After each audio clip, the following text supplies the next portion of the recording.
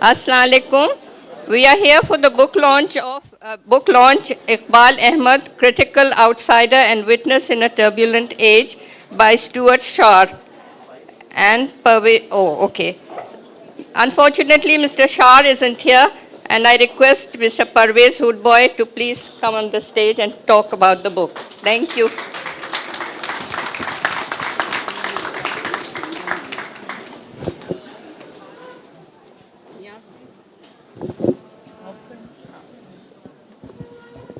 This is going to be, is my voice reaching you?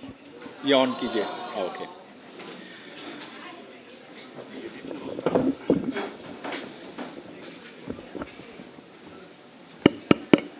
थोड़ा ऊंचा कीजिए ना. यार उधर से वॉल्यूम बढ़ाओ ना. हाँ, पहले वो मैं खुद कर लूँगा, आप वॉल्यूम बढ़ा दें.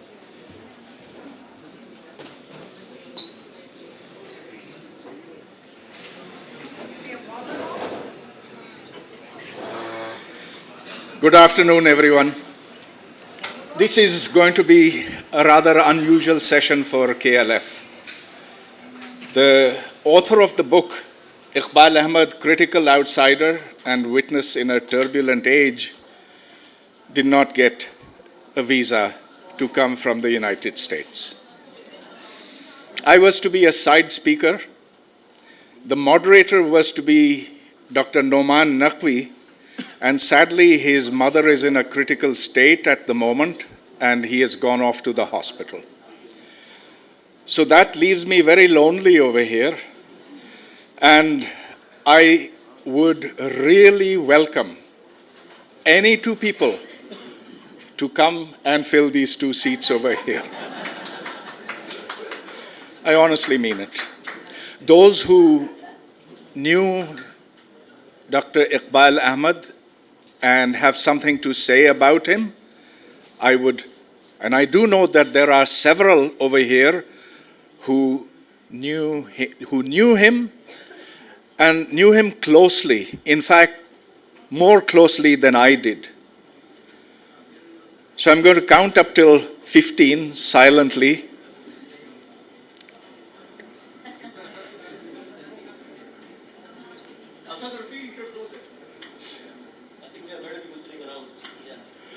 Oh, please, join me.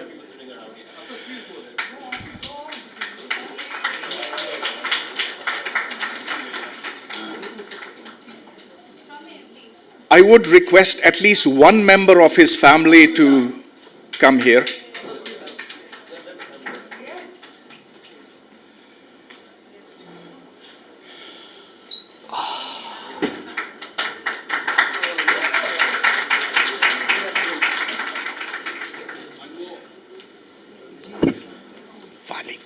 Oh, how are you?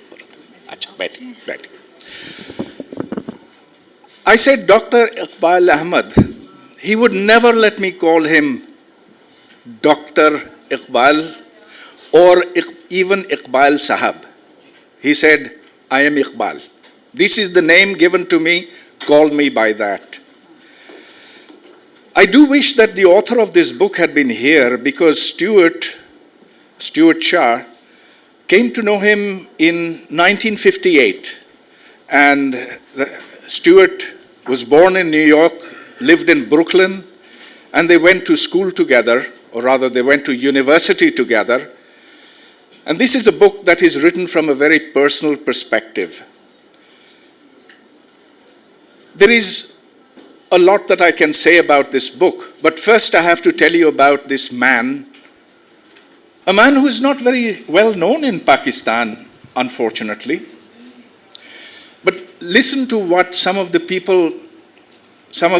people of this world, people who we respect from the depths of our hearts, have had to say about him. Ahmad was an inspiring figure in his work and his life. There could scarcely be a better model to try to follow as best as we can. Noam Chomsky.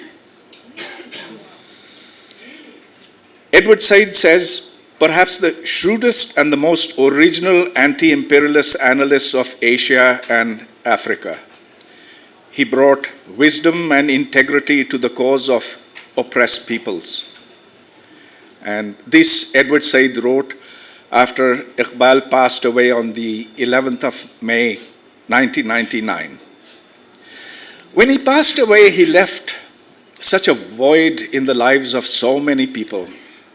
And certainly for myself, and I know for several in the audience over here, that void has never been filled. Because he was a person who said things that went straight to our hearts. But let me continue with what others have said about him. This is Adam Hochschild. This is one of the greatest writers of the present time. He says, Eqbal was ahead of almost everyone in seeing brilliantly the commonalities between the various kinds of fundamentalism on the rise in the world then. That is 1999. Hindu, Muslim, Jewish, West Bank settlers, and the Christian fundamentalism of the American right. He saw any kind of fundamentalism as dangerous, and repeatedly during the 1980s talked about US aid going to the Taliban and kept saying, "You Americans don't understand what you're doing here. This will come back to haunt you." There are other quotes over here on the back page that I don't want to read out. Eqbal was a man with enormous prescience. He could see things as nobody else could do. He saw George Bush's invasion of Iraq at the time of the Kuwaiti crisis as being something that would eventually tear Iraq apart, because he said, Iraq is a country that is held together by various tensions between sects, between ethnicities. This intervention, he said, is going to destroy Iraq. It is going to plunge it into civil war. And though it didn't happen at that time, it happened at the time of the Second Gulf War, 2003. Earlier, he had warned the Americans, those who you are aiding in Afghanistan will one day turn against you. He's a man, so Eqbal met Osama bin Laden in 1986. He interviewed bin Laden and he immediately drew the conclusion that a terrible war lay ahead. He was very close to the Palestinians. And this was 1982. He had been involved with the Palestinians for a very long time. He warned them. He said, "You are taking on the military might of Israel. You will be destroyed. Don't take them on militarily.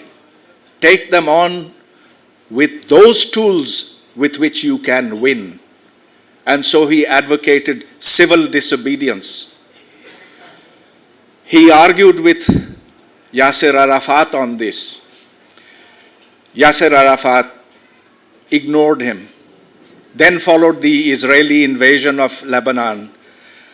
And I was there in the United States at that time at the University of Washington in Seattle, and then came briefly to New York as well. And this was the time when he was in the lowest state of depression. I'd never seen him so depressed at that time. And this is when he had his first heart attack as well. He knew.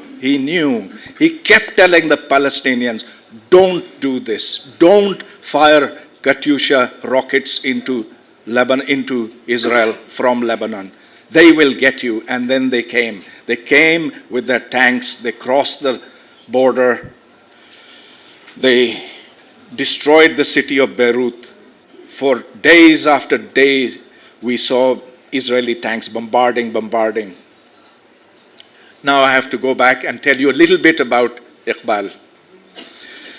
He was born about 14 or maybe 15 years before partition, and when he was born in Bihar in a village called Irki. His father had been murdered by a landlord. Eqbal, at a very early age, developed a passion for justice. And when he crossed over from Bihar with his family, he saw the suffering that partition had caused. That feeling of injustice was to stay with him all his life, that feeling that he must fight what is wrong in the world. That gave him a sense of direction. And so it's very early on that he went to Kashmir to fight what he saw was an injustice over there. He came back enriched, but that's a time of his life that we know so little about. Then he went on to Princeton University. Well, I'm sorry I'm missing out so much, I can't give you a full biography, but when he came back, he joined Foreman Christian College in Lahore, where I presently teach. And he, from there, went on to Princeton University. He had gotten a scholarship for studying over there. He was to do his PhD in political science, and he chose as his subject the labor movement in Algeria. So he went to Algeria, and within no time, he was with the FLN. Now just think about this, that he's an outsider who doesn't even speak your language, but is learning it. Within a matter of months, he is considered one of them fighting against the French. And although I don't know if it is completely true or not, they say that he represented the FLN in the Paris peace talks a couple of years later. Then he went back to Princeton, he wrote his PhD. When he finished it, he got a job at Cornell University, and that is the time when he started working with the Palestinians. He would write about it, he would speak about it, he'd argue with his colleagues at Princeton about it, as a consequence of which he was ostracized by them. He would be sitting in the cafeteria by himself. The others wouldn't even come to speak with him. That's also the time that the Vietnam War was on. It was a third world people who had earlier been colonized by the French. And when the French were about to leave, then come the Americans, and in the name of containing communism, they used the full arsenal of a modern, developed superpower upon a people who had no defense against that. Eqbal is credited, together with Noam Chomsky, the Berrigan brothers, others, as being the founders of the anti-war movement in the United States. And so it was in 1971, when I was a student at MIT, that I first encountered Eqbal Ahmad. And I encountered him on two occasions. The first was a demonstration against the Vietnam War, because he was on campuses all over. Just a year earlier, he had been accused by the government of the United States of attempting to blow up the heating system of the White House and the Pentagon, and of attempting to kidnap Henry Kissinger.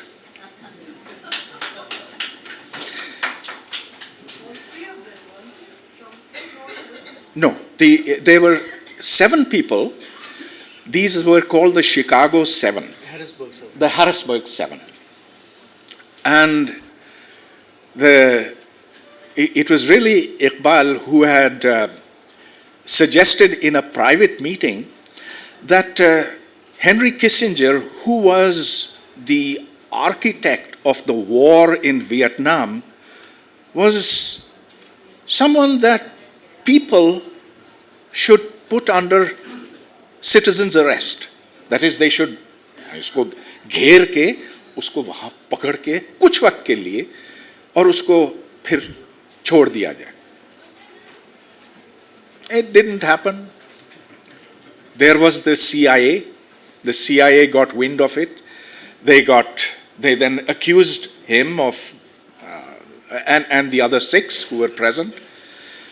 This became a long, drawn-out civil rights case in the United States. And actually, it turned out to be something that galvanized the public. It became something very prominent and was where the anti-war movement started from. So I heard him speaking on that.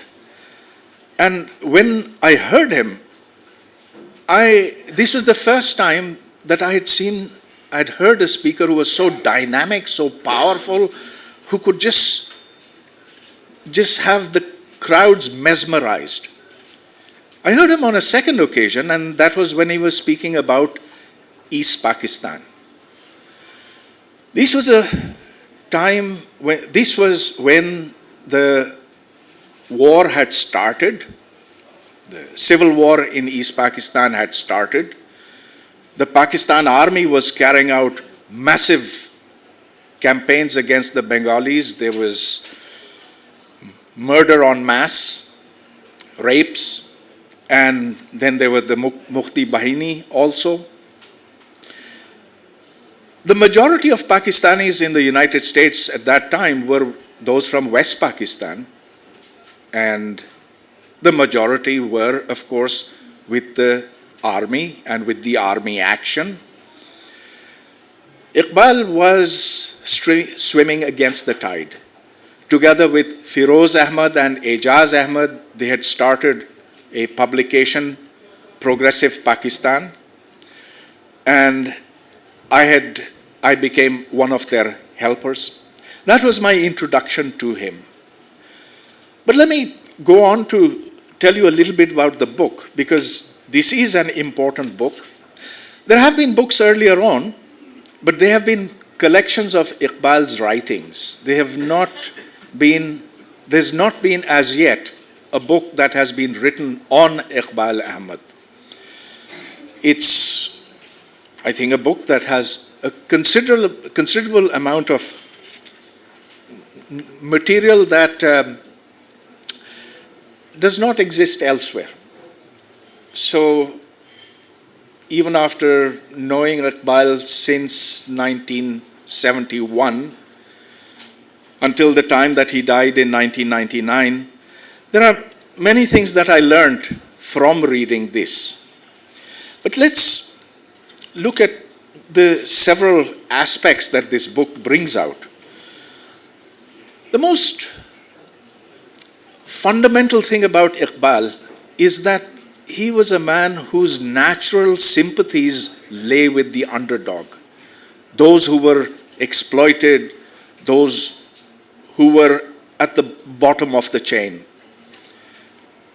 So his natural instinct was to be with those who were oppressed and who at that time were the ones who were fighting against imperialism. And that imperialism was US imperialism. Not only did he fight on the matter of Palestine, but also on, as I said, on the Vietnam War. And yet he was not a blind anti-imperialist. So in 1990, when the Bosnian issue became very serious, where there was a massacre of Muslims in Bosnia, the left in the United States was split. There were very important voices then saying that the United States is intrinsically a force for the bad. and so it should stay away from Bosnia. Wherever the United States goes, it does nothing but harm. And in fact, this is the position that Noam Chomsky had taken, and Noam Chomsky was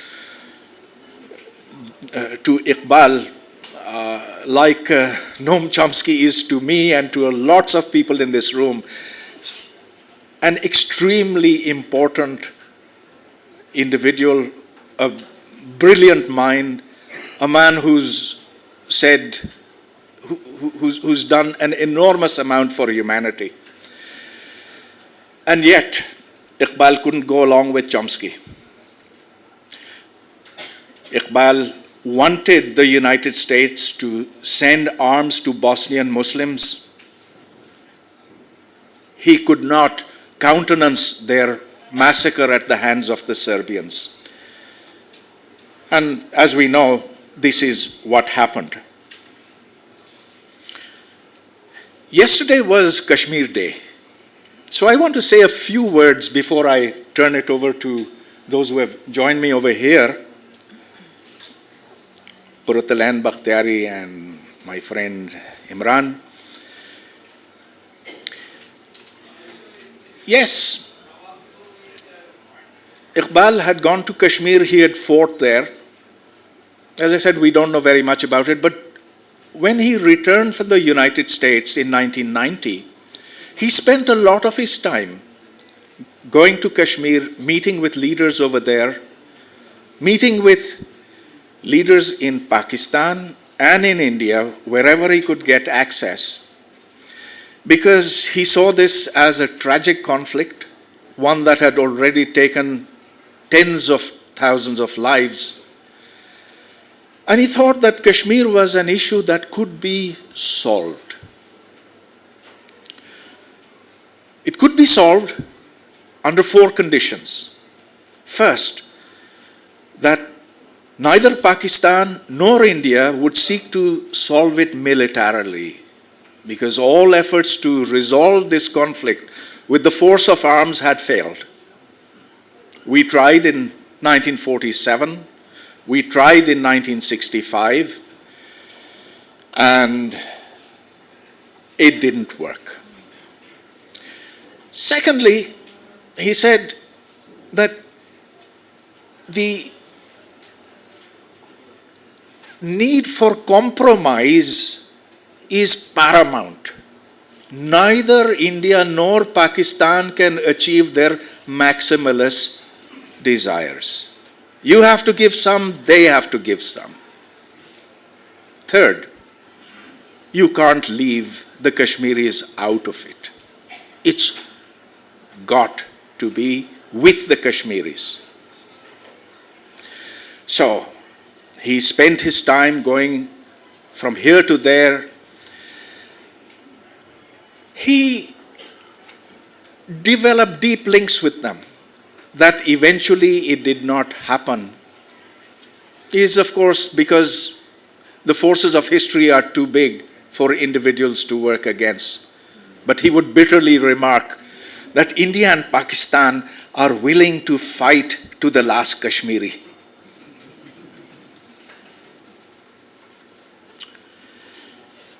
Eqbal was an advocate of specifically Muslim causes. The causes of Algeria, fighting against the French. He saw that as a Muslim cause.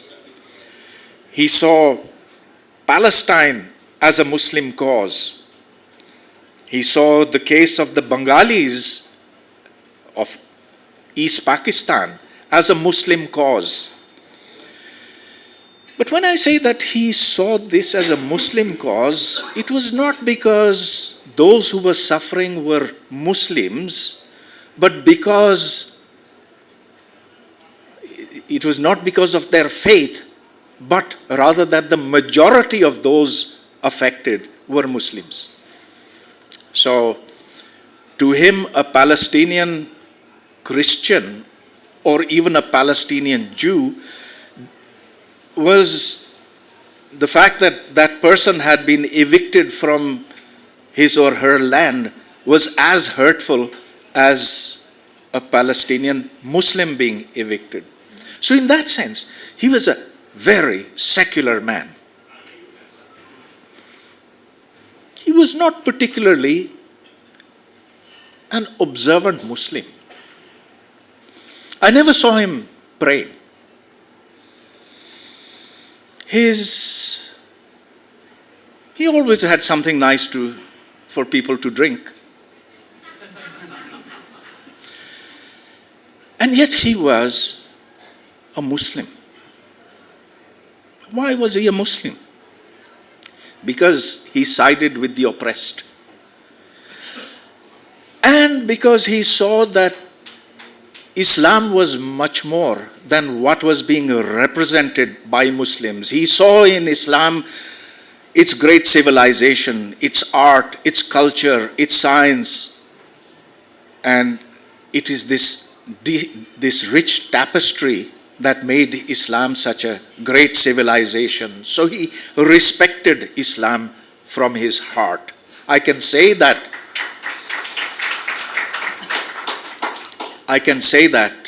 because it was to the very end that he said, I am a Muslim. To the very end. So he was a humanist and a Muslim. How one can reconcile the two is unusual. It is the finest amalgamation of two principles that I have ever seen. And so when he left, as I said, the loss was too deep to bear. Turbulent.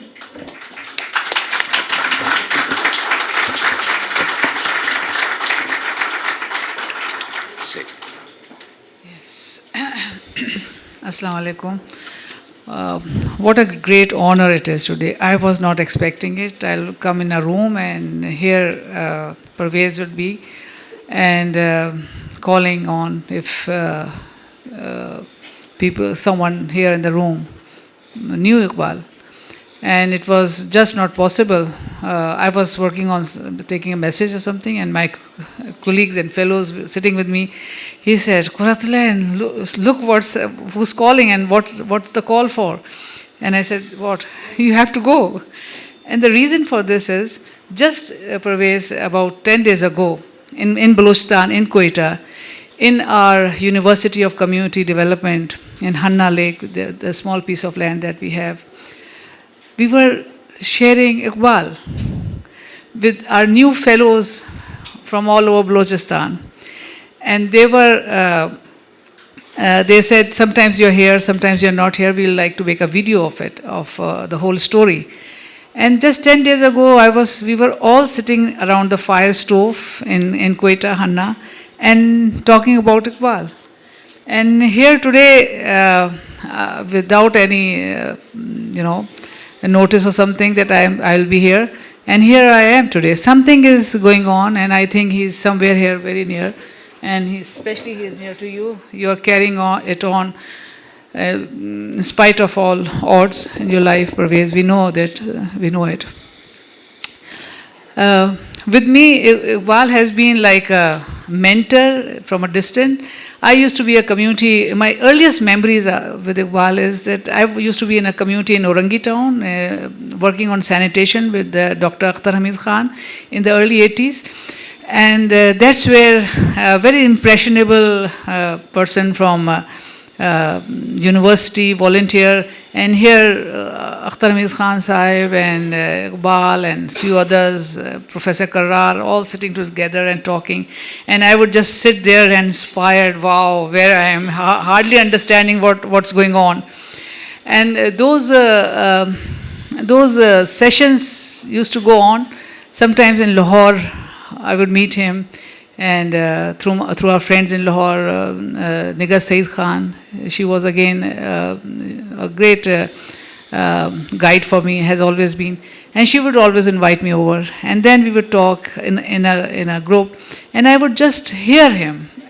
And what I used to get the pleasure and delight while sitting with him is, there was a twinkle in his eye, if you have noticed. When he used to talk, his eyes used to talk too. And there was such a lovely shine and glitter there. And that I used to enjoy so much when he's talking. And when there was something very inspiring there, it was beautiful for me to observe that. And I would tell him, he would just sit there and say, okay, Quratulain, tum sunao or tum sunao. तुम्हारी community में, I used to build toilets for the people, so कितने toilets तुमने बनाए, तुम्हारे toilet से क्या फ़र्क पड़ रहा है? That's what he used to ask me. So, and here I would go with my very interesting, inspiring stories that how I motivated certain family and how I got the sweepers together, and how I asked the sweepers not to do that, cleaning the dirt by your hands. Let's go into construction and build toilets. Don't do this. There were a lot of stories, and for me, those were such great stories for me in those days. And as Pravez was talking, and as about 10 days ago, when I was narrating all my beautiful time and inspirational experiences with him as a growing activist, was all the time that when I would express this, and the way he would just sit and say, yeah, that twinkle in his eye and just watching me, this small events, such a small events, and the joy that I was having, he used to really enjoy that. And now as I see it. And then life went on, and I would just know about him, he's there, and he has come. Whenever I used to have time, I would go out and meet him. It was actually in 1976 that after working in Balochistan he was very inspired that I was in Balochistan. He loved it, and he wanted me to just talk about it, what I am doing, how I am doing. I was, challenging the situation of girls' education across Balochistan. And those stories used to be such beautiful sharing with him, sitting there in Islamabad. And then my work evolved into to create an institute Institute for Development Studies and Practices, which would eventually lead into a university of community development. And then I went up to him and I said, I don't know, these are all courses. Can you help me write? What should we teach? What should be the framework?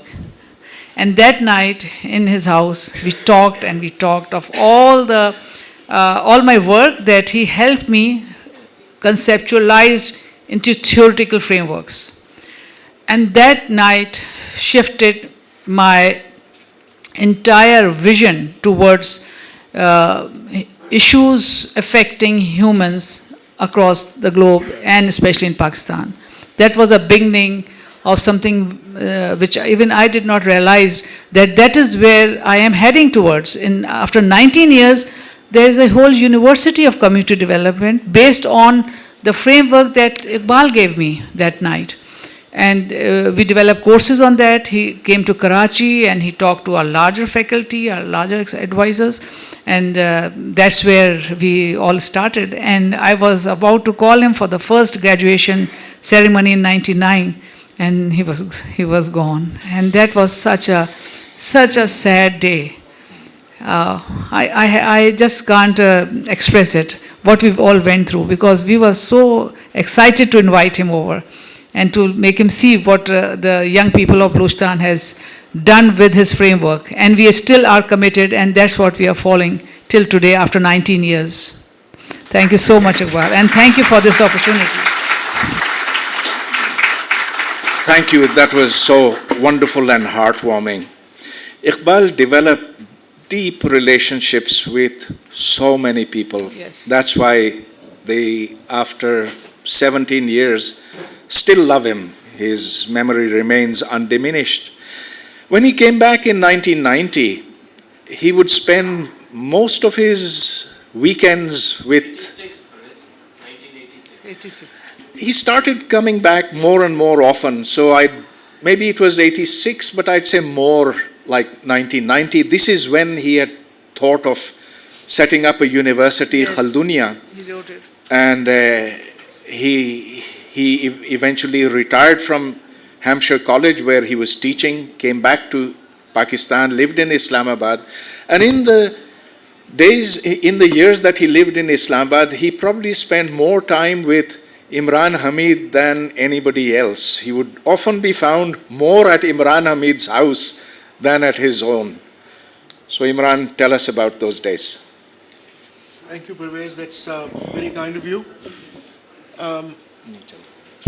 Since I'm considerably less known than either of my colleagues here, let me just introduce myself. My name is Agha Imran Hamid. I work as a consultant and I live in Islamabad, which probably puts me beyond the pale from most of you. But such as it is, I've had the good fortune to spend lots of time with Eqbal. I first met him as a high school student in 1969. And apart from the fact that his was a very inspiring and very charismatic presence, I remember that he had in his hand a blue cap, which he told us had been on the long march. And I still remember that. Unhappily, then I went off to college and I went across the Atlantic and didn't see him for another 12 years. But then we met up again in New York and we got closer together under the circumstances that Pervez has just described to you, the Israeli invasion of Lebanon. And everything that Pervez has told you about Iqbal's view, Eqbal has recounted to me too. And he recounted it not much later, but as it was happening. And his was the single most inspiring speech that I have heard, attacking the Israeli invasion in perhaps the most hostile city outside of Tel Aviv and such like. Perhaps not even that, New York. And you are right, Perez, he was very depressed. And he was visibly so to the audience, and the way he came out of it, like a boxer in the 13th round, and he won.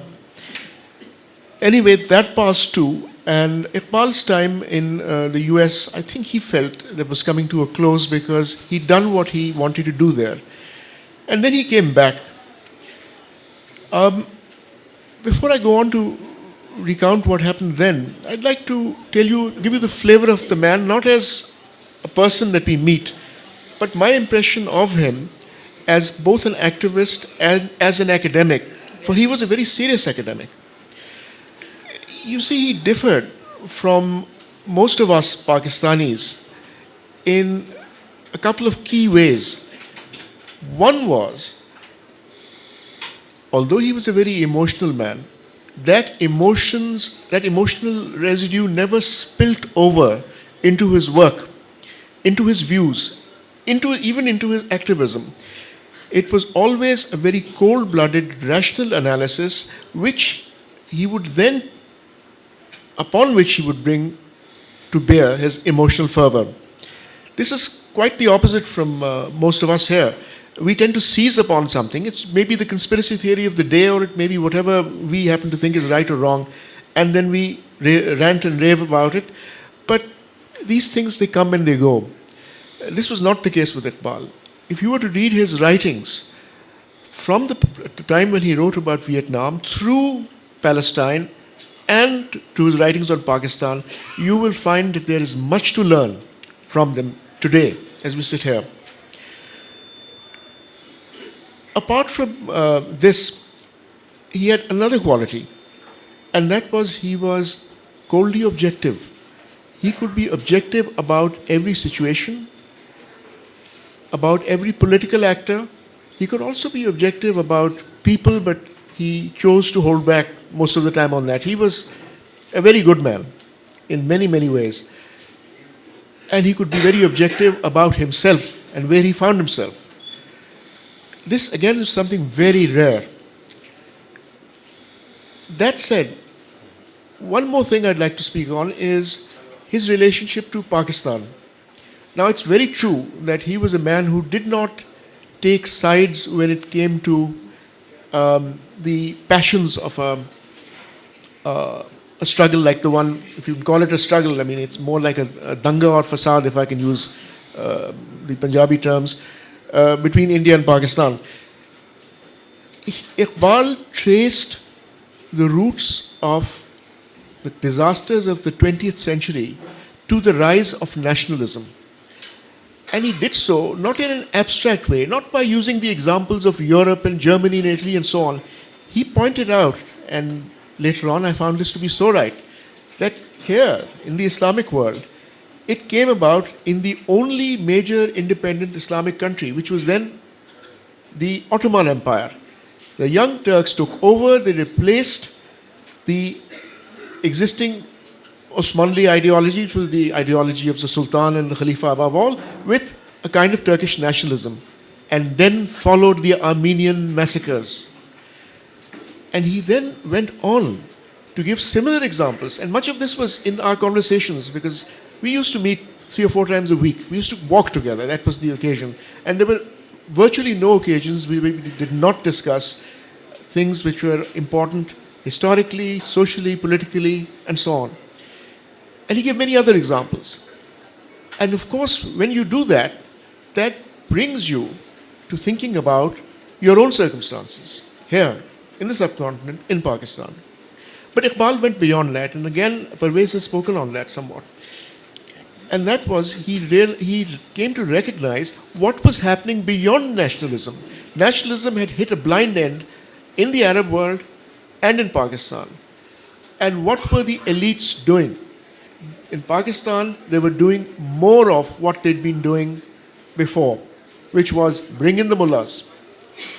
And Iqbal did not see this as just some sort of inchoate threat, something that's nebulous, something that he could specifically see where things would go wrong and where they were going wrong. And instead of my telling you about that, I invite you to read the books that have been published as collections of his own writings, and they'll put it far better than I can. Now, the thing is that why Pakistan? Why did he choose to come back here? Why didn't he go back to India? Some Muslim intellectuals did. Because he had a certain link with the people here. He felt that. And he felt that he had to do the best he could here without compromising his own views. Okay. So this is my memory of Iqbal, the thinker. For that, I'll... Excellent. Thank you. Thank you, Imran. When Iqbal decided to come back to Pakistan for good, this was 1997. He had been coming and going, but in 1997 he retired from Hampshire College. There was an enormous retirement celebration for him, a Festschrift, to which I think no less than 8,000 people must have come from all across the United States. Everybody who was somebody, Noam Chomsky, Edward Said, there was a list of celebrities who had come to mark the departure of this man from the United States. And it was like the great Woodstock Carnival once again. I would now like to recognize people at the back, and I'd particularly like members of his family to tell us something about what Iqbal meant to them.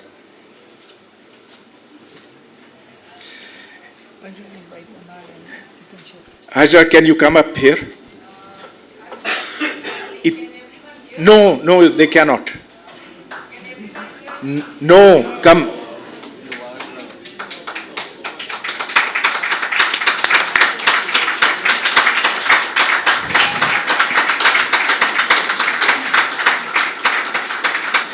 Hajra Ahmad was Iqbal Ahmad's niece. He was her uncle.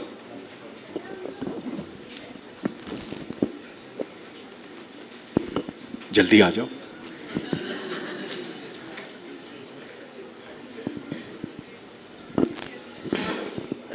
Well, see, like Iqbal, my dear uncle, I'm also a very private person.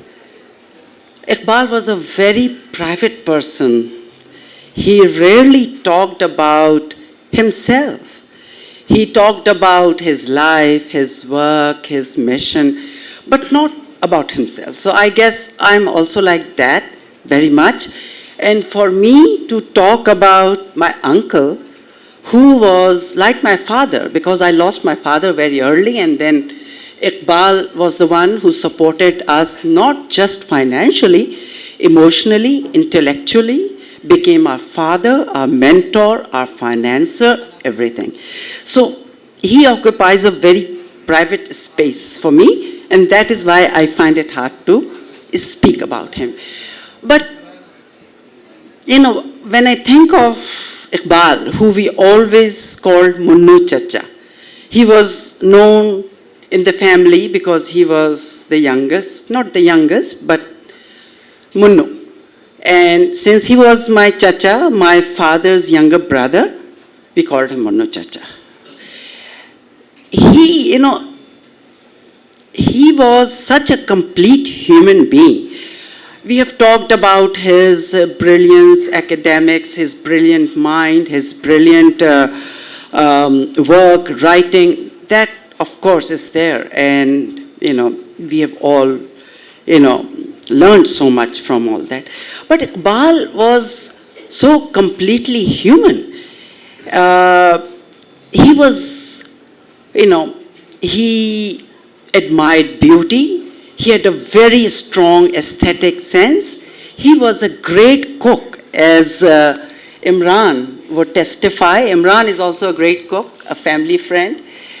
And cooking for him was not just cooking, it was an art. It was relating with people, caring for people.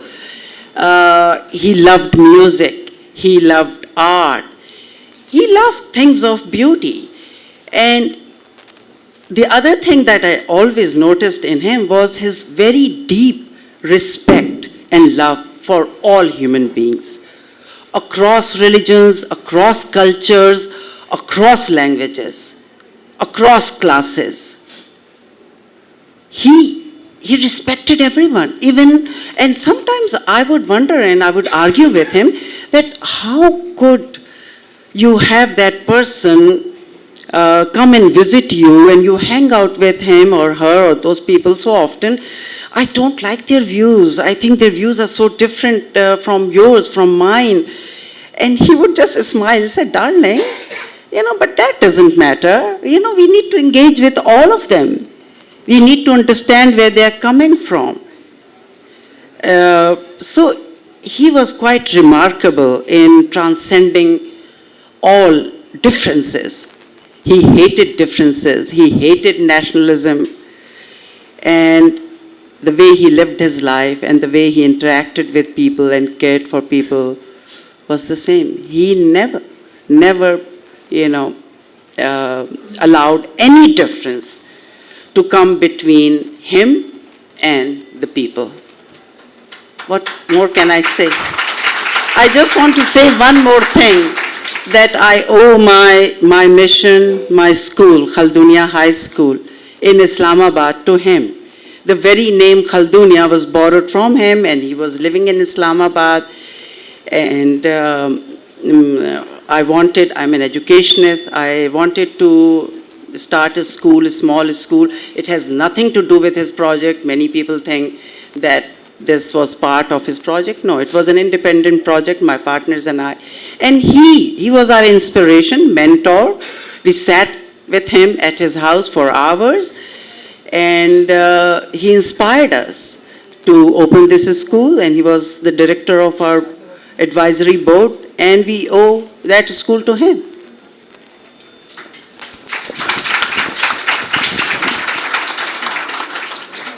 As Hajra said, those who got to know him, had the good fortune to get to know him, fell in love with him. And with that, we've come to the end of this program's time. So thank you everyone for being here.